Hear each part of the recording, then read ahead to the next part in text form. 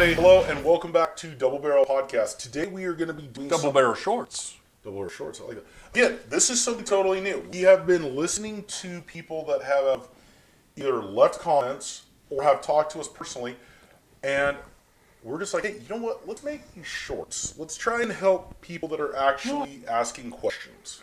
Not only that, we have on our first 5 episodes oftentimes looked at each other and said, we'll talk about that later. This is later. And we haven't talked about it later. We haven't, no. Not on the episode. So this is later. And today, I got asked a very interesting question. You got asked a very challenging question. It was, because we are not girls. We're too ugly. And oddly enough, it came from a family member. If I was to recommend a hunting rifle for a female, what would it be?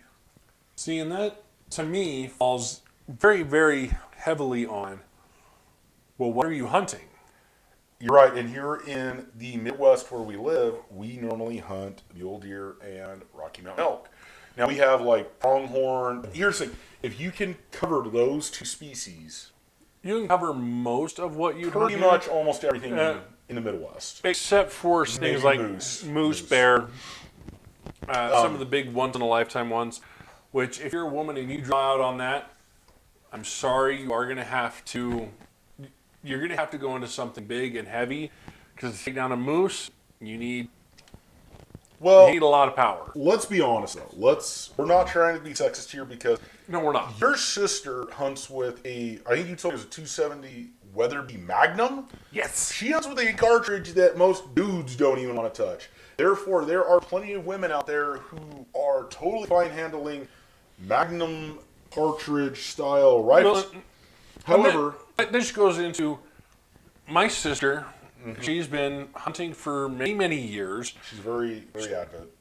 She's been very active in firearms since she was very young, 8, 9. She's been very active in the firearms, but she is very, very familiar with what she's doing. She knows what she's getting to, and she has practiced and stepped into that boundary. And that's awesome. If you're new to it, it's totally different. Or you're an intermediate trying to go from maybe... Or you're going because you want to spend more time with your husband. Yeah. Whatever your reason for going, we don't care. We're just happy you're going. Now, there are 2 calibers that came to my mind, and I'm pretty sure one came to yours. There was a 6.5 Creedmoor, and then the other one, though, that just really stood out to me, though, was the 243 Win. See, and I often forget the 243 Win even exists. Well, it gets really drowned out by everything else nowadays. Like the 6.5 has kind of it's kind of like with the 308. It's kind of almost taken over everything. But the 243 4A, you can get in a more compact package. I kind of feel like, all right, if you're on a budget, go with like a Savage 110 or even like a Ruger American.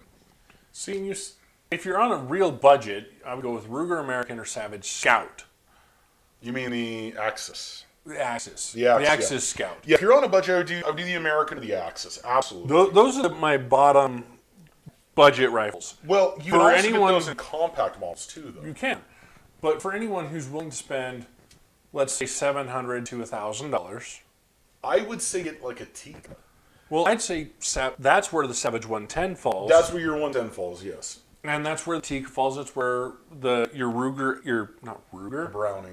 Expo falls. Right. And all 3 of those would be great options because they're all 3 lightweight. They're all 3 compact. They all 3 have a chassis option, which is more lightweight. Absolutely. Well, here's the reason why that's the budget route I would go. Would be either the Ruger American or, yes, the Savage Axis would be another really good one. The third option would be the Tikka D3. And here's the cool thing about Tikka is I do not... This is in a 6.5 Creedmoor, just for those, at least I'm talking 6.5 Creedmoor. Yeah, you would do the 6.5 Creedmoor then, is that what you're saying? I'd do the 6.5 Creedmoor. Okay, for deer. For deer. All right, so let's look at it this way. We've got, I would say the Tikka, because the Tikka comes in a light and a super light model. And all 3 of those are also, even all 4 of them, even the 110, they're available in compact models. So if you are a smaller frame, like my wife, who is 5'4" and doesn't have the arm length, right, then you could step into that. See, and that's great, and that's why I think all 3 of those or all 4 of those rifles would be an excellent choice. Now, if you're looking for something to go after elk, and deer. See, here's what's funny though. All 4 of those that we just named Can do both. they come in calibers that accommodate in frames all around. They do. So for elk, what would you recommend? Now, take in mind, we're not going after. Okay, you're gonna be able to drill 4 inches at 200 yards or 100 and yards. you might be able to drill 4 inches at 100 yards or 200 yards. We don't know. Right. But we're going to assume that 8 inches at 200 yards is your average. At 10, let's do 10. 10-inch gongs are usually what you train on, right? Well, I find more 8-inch gongs available than 10-inch gongs. Okay, so let's go 8 inches. So that's why I say 8 inches. Okay. So under that assumption, I would say go with, honestly, a 308. A 308. All right, interesting. And all of those are readily available in the Tikka T3X, the Savage 110, the Ruger American, and the Savage Axis. Kind of cool. We got 2 Savages in there right now. Right. But the Savage Axis and the Ruger American, I would consider your low end. Trying to stay within a pretty tight budget. I would go with Savage 110 Or the Tikka. or the Tikka. A lot of the Tikkas, unless you get up to some of their nicer ones, they're under $1,000, like $750 easy. Right, and so the Savage and the Tikka are both kind of in the same category. Yeah. Now, if you're willing to spend a little bit more money, Browning X-Bolt would The X-Bolt would be amazing, yes. fall into there. Because all 3 of them, the Savage 110, the Tikka T3X, and I keep calling it a Ruger, the Browning X-Bolt, are great. They're all great options, and they're all right around 8 or 9 pounds for their builds. Their standard builds. The Tikka you can get in that super light model, which I think comes in around 6. Yeah, it's like 5.9 or something like that. It's pretty light. It's pretty light. It's really light. But it's more expensive. Now, here's the thing. I thought of the 308. I'm going to go... Gonna go to this one. 30-06. See, I disagree with you. And I thought, okay, hold on. I'm building to this. Okay, thought about this 30-06. I was like, okay, all right, hold on here. Let's dial us back a little bit here, because a 30-06 is basically just a necked up 308. Okay, now here's where I'm going with this. Okay, I got to argue before we run out of time here. it's fine. 6.5 PRC. No, 6.5 PRC I think falls off completely. Is a useless caliber. Okay. That's my opinion. I feel like the 6.5 PRC should never have been made. Or here was the next one. 270.